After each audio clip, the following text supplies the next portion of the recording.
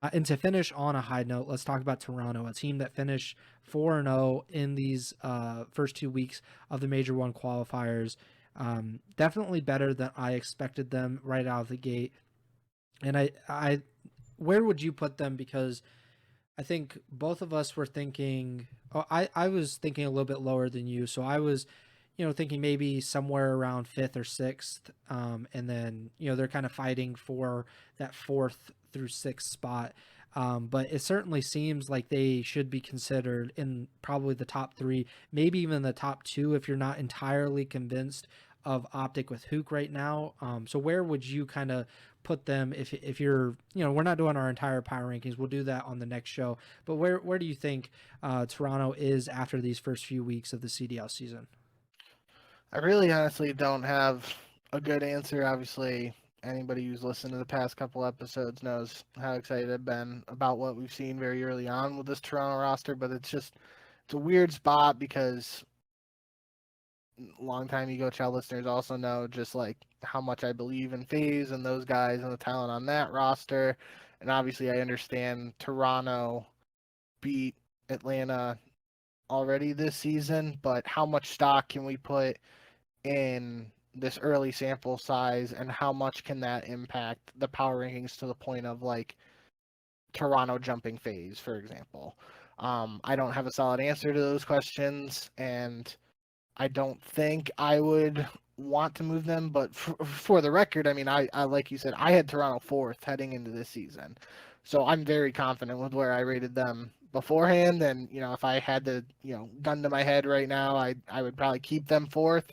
And I would say like, yeah, you can probably debate maybe having them jump phase, and because I mean even for 1 through 3 we didn't I didn't give like a solid, Mm-hmm. one is one a, that for Toronto, or for sorry for Thieves, Optic, and Atlanta. I didn't necessarily rank them 1 through 3. I just said they are the top three, and then I gave Toronto for four. But so I don't know. It would be tough. You could definitely debate it, especially just based on what we've seen so far. But again, it's very early. Only 4 online matches to judge that on.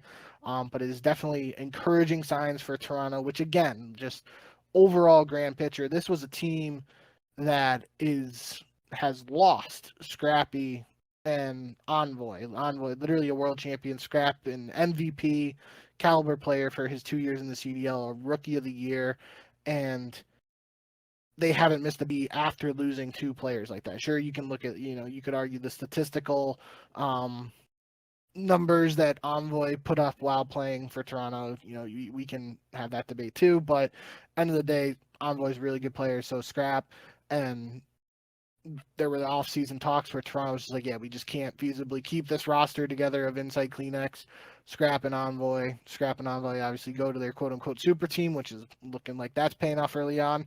And Toronto could have gone in multiple directions. They could have only kept Kleenex and picked up 3 people. They could have only kept Insight and picked up 3 people. They could have wiped the slate clean and had a completely new squad, but they stick with Kleenex and Insight, pick up 2 guys in Beans and Joe Deceives, who were definitely, again, they were wild cards. Joe Deceives was on LA Thieves last year, had a stretch where he was benched early on, then he comes back in the roster. LA Thieves had a strong finish to the season last year, and Beans had shown slaying potential early in the previous season, wasn't in the CDL to start last year, and then kind of got that chance at the Esports World Cup and towards the end of the year. So 2 guys who were really, again, similar to the Mac conversation, just wild cards. We just hadn't seen a ton of them, or just hadn't seen like full seasons of them in the CDL, and it's paying off very early on. So again, it is early, only 4 matches in, but I do like what I've seen from Toronto so far.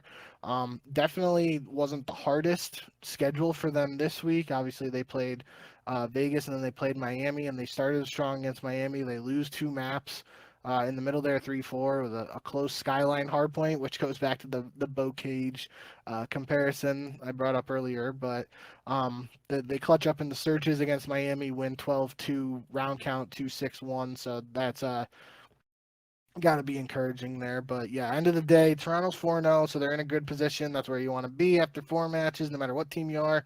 You want to win as much as you can. So um, I like what I've seen so far. It will be interesting to see how it plays out for them just continuing to go forward. But I do think it's exciting that Toronto is in this position when you could have argued that like after losing players like Scrap and Envoy, this might not have been a possibility. Yeah, and I think that's really just the biggest point for me is that I was concerned about how they were going to replace the firepower of Scrap because you're losing a superstar, not just a very good player, but one of the very best, if not the best player. And a lot of teams that have to replace that kind of thing it's just not easy. It's almost not feasible in a lot of ways, but that's just kind of a credit to Toronto and like the coaching staff and the management there that they're always able to kind of churn out a competitive roster almost every single year. It's really a credit to what they're doing there and how they evaluate players and what they thought of Joe DeCeves and Beans, guys who hadn't broken out as superstars or stars or anything, but they've obviously they were obviously very confident in those guys becoming winning players with their existing duo. So a big credit, big tip of the hat, I guess, to Toronto and what they're doing there. And now they're 4-0. Certainly seem like a legitimate contender as we move forward in the CDL season.